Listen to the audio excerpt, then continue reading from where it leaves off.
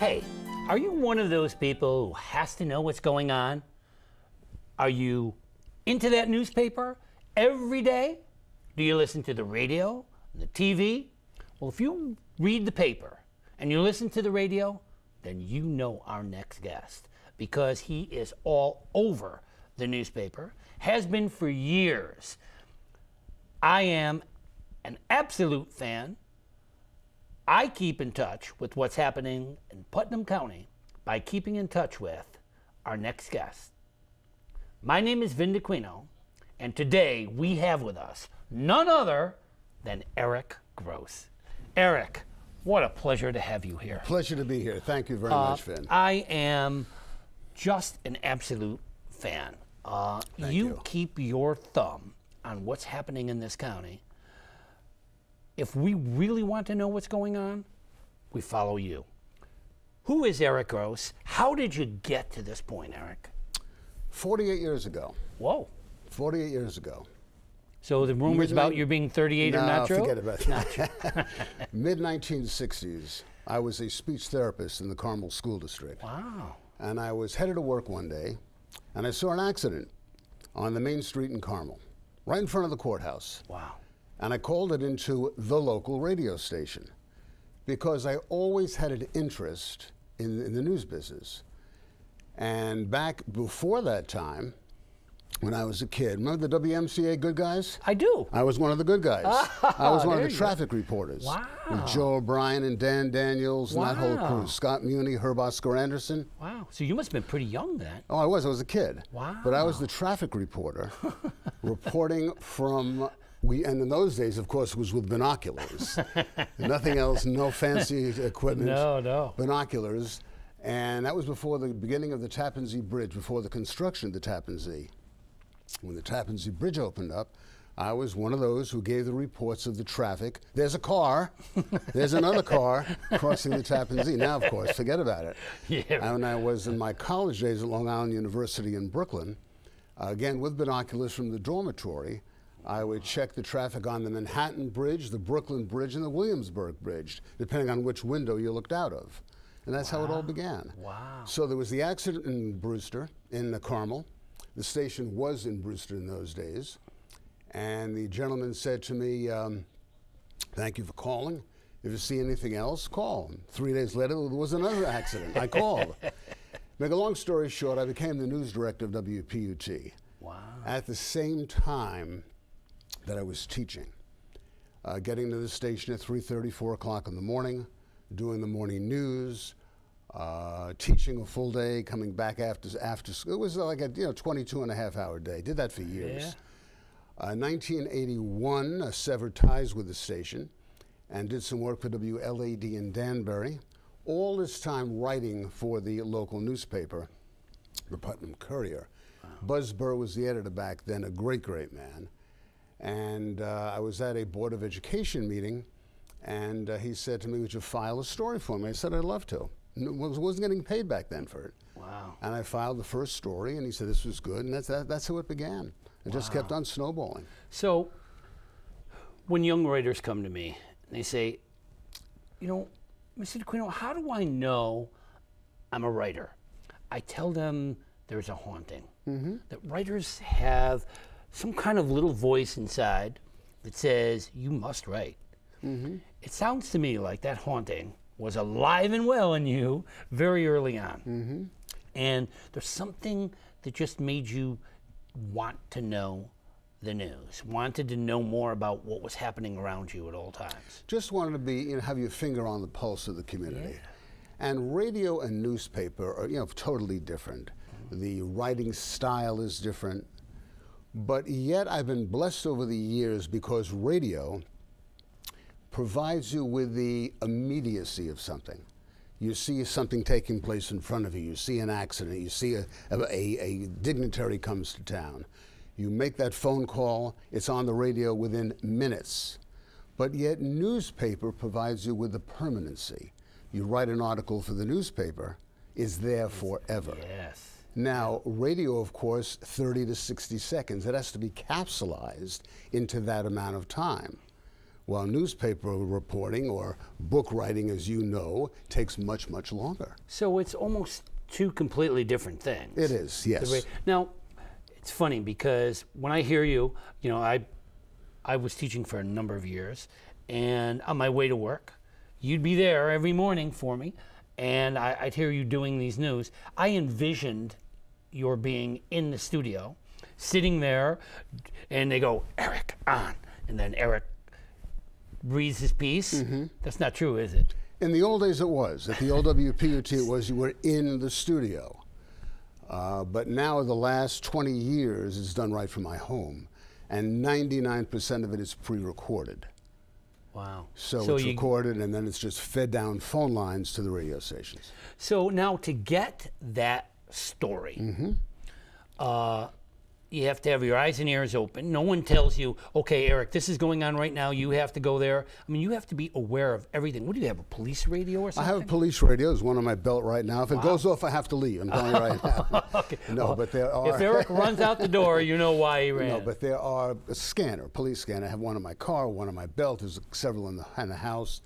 But again, see, it's all having to do with relationships you've built up over the years. Contacts. Yeah. Oh, that's it. Contacts. Somebody calls you, something is happening.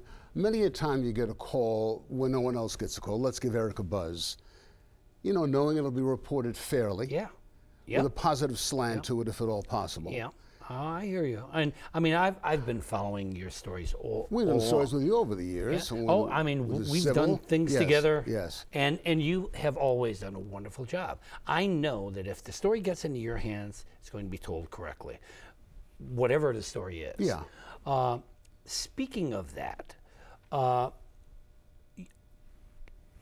estimate how many stories have you done, Eric? Over the years, 80,000. 80,000 stories. Over the last 48 years. So you are an ambulance chaser. Yes.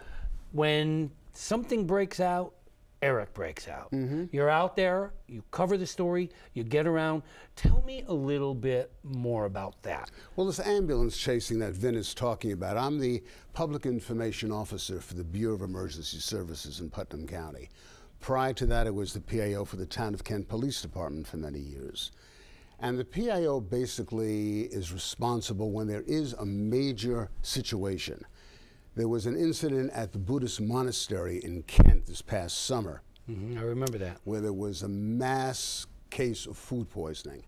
Happened on a Sunday late afternoon. Wow. And you have people running all over the place. You have people leaving the monastery. And they needed someone to coordinate the media coverage on that. Now, on a Sunday afternoon, unfortunately, Putnam County is still, in the eyes of the media, just the old dot.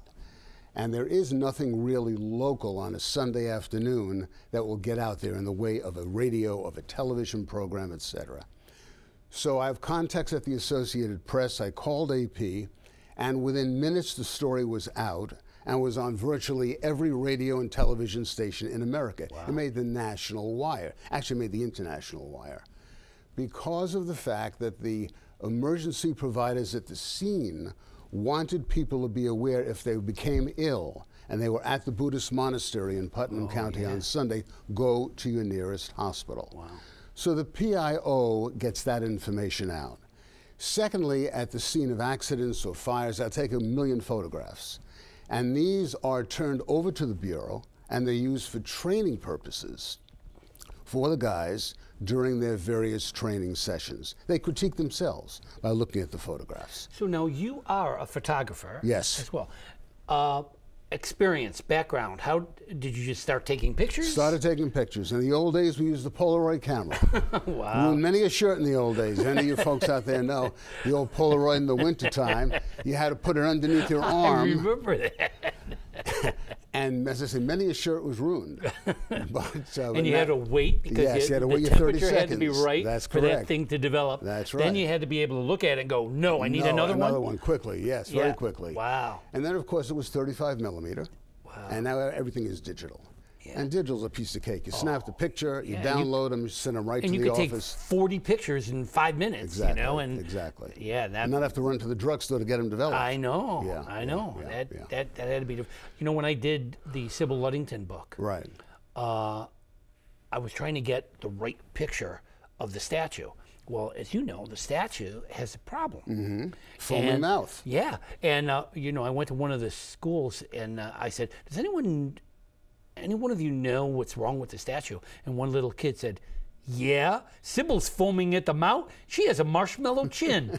You know, I said, "You're right." So I didn't know how I was going to get around that. I didn't want to show her off with a white beard, so I did it in silhouette. But I did it with one of those little Instamatic cameras because I had to be there at the exact right time, which is very difficult in yours because things happen just on the spur. Yeah. So you're a 24/7 man, right? Yeah, something happens, you go. Yeah. And 3 o'clock in the morning, 3 in the afternoon. Doesn't make a difference. You jump out of bed and you go do what you have to do, and you get there. Right. Wow. Yeah. Wow, that's scary. But it's a labor of love, and it's you know it's not it's much more to me than a job. Yeah. What I call it when I talk to writers is passion. Yeah. How do you know you're a writer? You have that passion. Something inside of you drives you forward.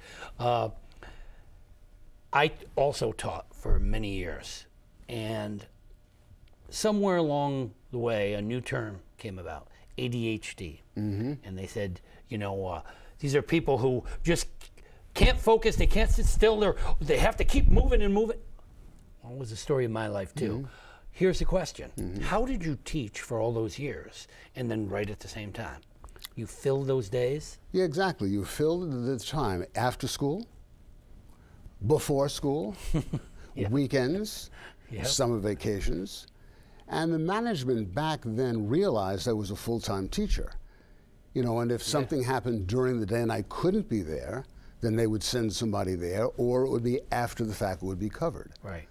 Right. See, I had the same thing. The schools I taught in were wonderful. Yeah. And they understood Right. that my mind sometimes was there. Right. And you had deadlines and things happen, and there's no way to stop tragedies from happening at the wrong time. It's strange. Tragedies always happen at the wrong time. Yeah. And, you know, it's the middle of the night, all kinds of things. Let me ask you something. All those hundreds of things that you've been to, all those things you've reported on, are there things that stand out in your mind? There are several, good and bad. Okay. Of course, the most recent tragedy in Carmel, the Sullivan family, the 4 loss of life. There was a horrible, horrible story. Yes, the police, he was a lieutenant for the Larchmont Police Force. A horrible tragedy. Good things.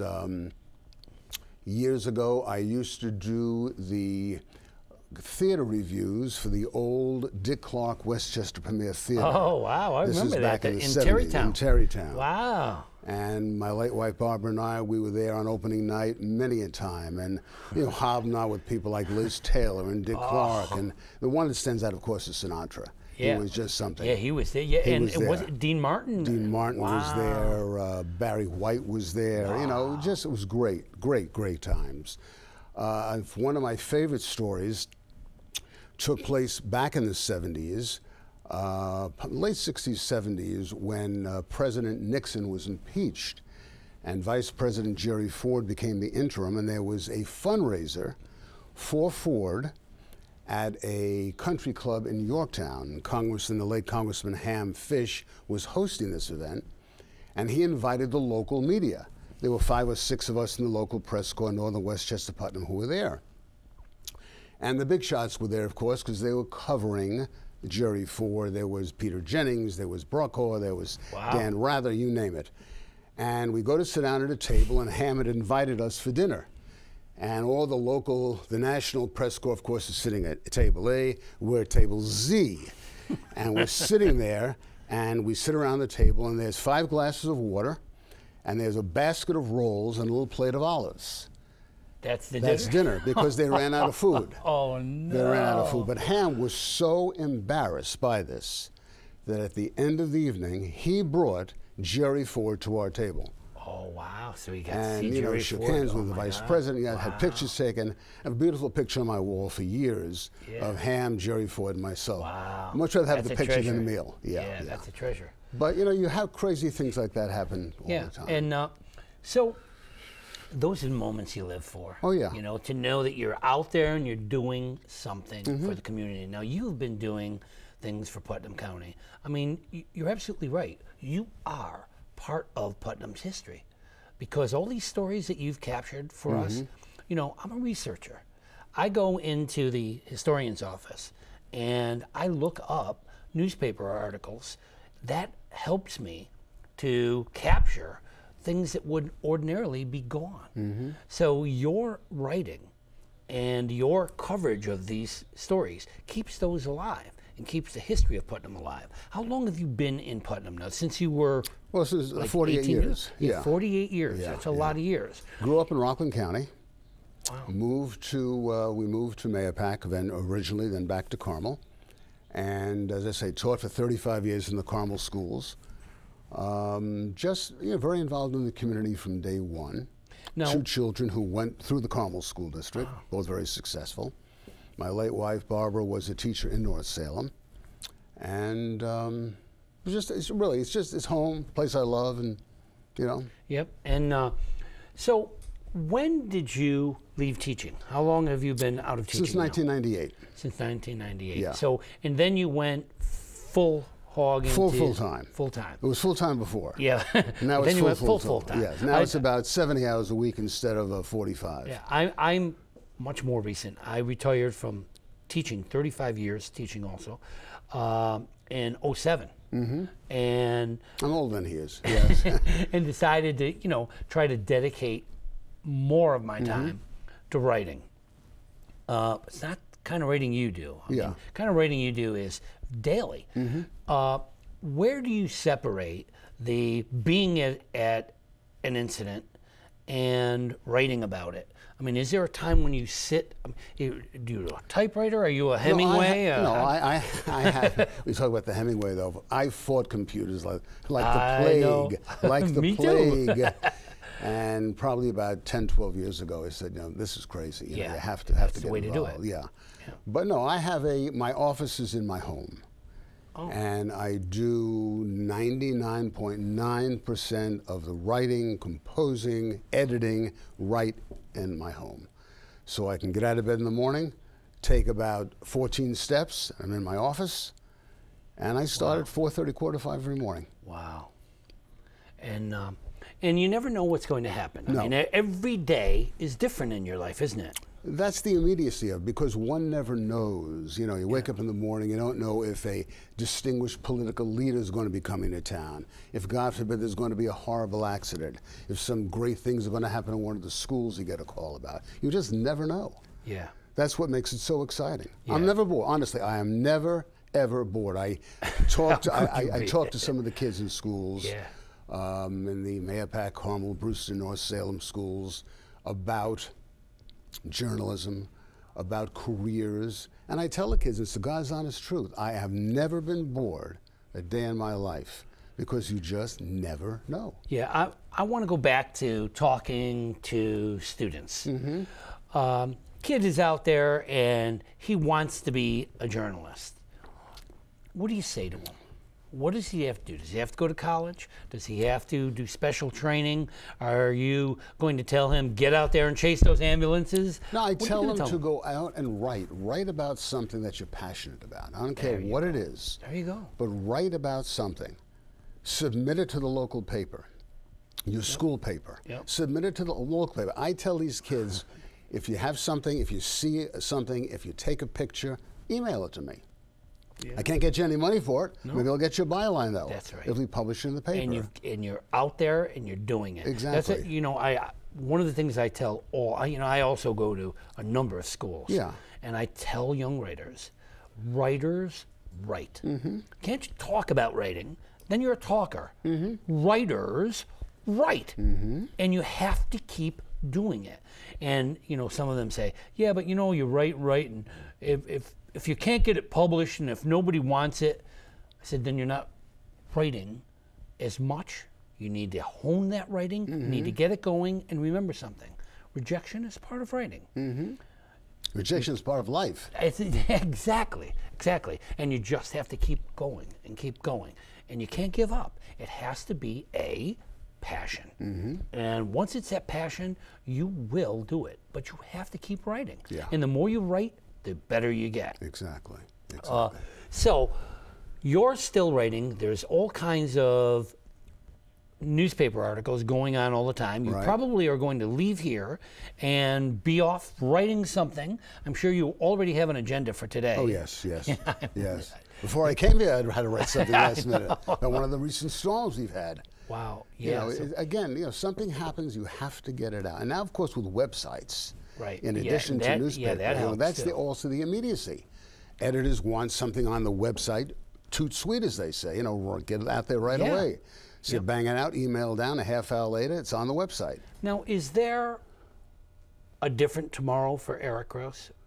Are you going to just keep on doing what you're doing? I'm going nowhere. And you like it? You No. love what you're doing. Love Obviously, what I do, you love what you're doing. People say you're going to hang around, I'm 69 years old now, and I said, where am I going? And this is It's your been county. home. You're loved here. Yeah, it's my home. I mean, It's there been isn't our anyone home. who doesn't know you, and that's a good thing. That's why I was so honored to have you here Well, today. been honored to be asked. Because Thank I you. wanted, especially young writers, to realize that you have the real thing here. Eric Gross is what journalism is about. I've watched you. I've been now in Putnam County since '86. So this is my home too, and it took a little while because I had to commute. I was teaching down in Pelham, so it was a 40-mile one-way commute. So I did 100 miles a day. Yeah. It was very hard to settle in. Sure. Once I did, I fell in love. Yeah. I mean, Putnam is a wonderful It's place. a wonderful place to be. Yeah. And keeping in touch with everything that's going on here is a tough job. But you do it, and you do it well. Well, all I can say is that you try. Right. So here's the question, Eric Gross. Here we go. Is there a book coming? A book. If somebody is out there who is willing to listen to an old reporter tell stories, yes, there'll be a book. Wow. I think you got something there. No, I'm very serious. There's a story. I'll talk to you about that. Okay, I happen to know a writer who might be interested. I'm not interested in just sitting down and writing volume and volume. Yeah. But if I Because could it's talk to somebody Yeah. and discuss and tell some of the stories, great. Yeah, because there's a real story there. Your history is Putnam's history. Yeah. I mean, you've been there for all of the important things that have happened in this county for 40 some odd years. You are Putnam history. So we'll talk more about that. Okay. Maybe you'll let me back. Yeah, there you go. Oh, we're definitely going to have you back. So as far as what's going to happen in your life, you're going to keep on doing what you're doing. Yep. You're going to keep reaching out to young journalists. Now, should they go to college? Do they need to go to? I mean, I'm not putting you on the spot with that question. The real question I'm going to get to is, what about all the editing of all these articles? Do you edit yourself?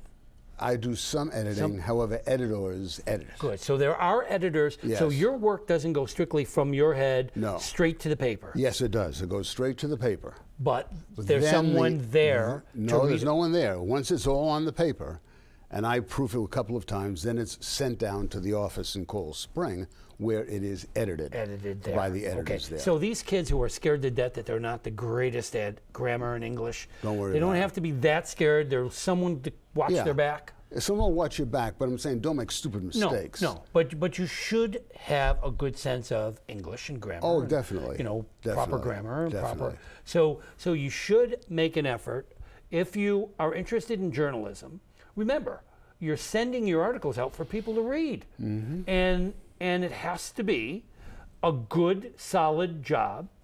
It has to be in standard English. So you do have to know English. And you have to have a passion for what you're doing. Exactly. And you have to know that this is not an 8-hour job. No. Unfortunately, a lot of young people coming into the field today think it might be that 8-hour job.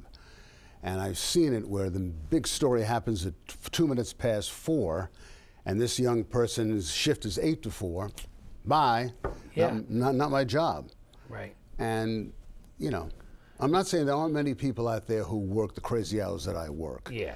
But you have to be willing to sacrifice. Yeah, because you don't know when things are going to happen. Exactly. And how they're going to happen. Exactly. I mean, I missed over the years many birthday parties and many dinners and banquets and things like that because duty called. Yep. Now this interview, you've conducted. Oh, it's very strange. How's it feel to be it's on very that side strange. of It's very strange because I do, as you know, television interviews for the various schools. We have television programs in Brewster, Carmel, Mahopac, and now Putnam Valley. And it's usually me sitting over there and the other guy sitting here. It's strange. Yeah, it's strange. yeah, I can imagine. Yeah. Well, you have been a wonderful guest, and you are an inspiration. Well, thank you. Writing is a small word for a very, very big thing. There's all kinds of writing that goes on out there. And for those writers who are not the kind to sit and write novels, this is a kind of writing that's a service to the community. It gives the opportunity to capture history. It's exciting, it's moving. Some people think that writing is sitting in a room 12 hours a day. Sometimes it is. I remember times sitting for hours and hours and hours working on books. It's a different kind. So for those people who aren't built to sit in front of a computer hour after hour after hour, journalism is a good place to go. It definitely is. And to break into a newspaper, hard today? Yes and no. You would start at a weekly paper, a small paper. Get your feet wet. See if you're any good. See if you really enjoy it. See if you like covering the village board or the town board meeting or the school board meeting. And go to these things. Exactly, and just get your feet wet. How many meetings have you attended? Oh my gosh, please.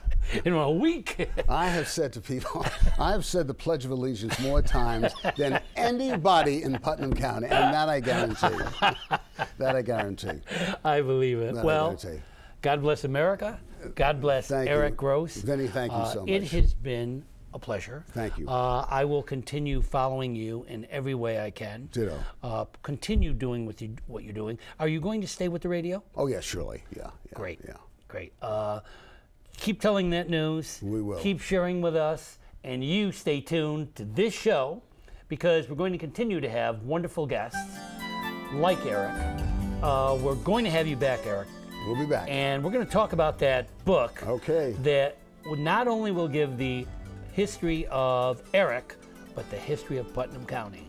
Thank you for being with us. It has been our pleasure to have you here. Thank you.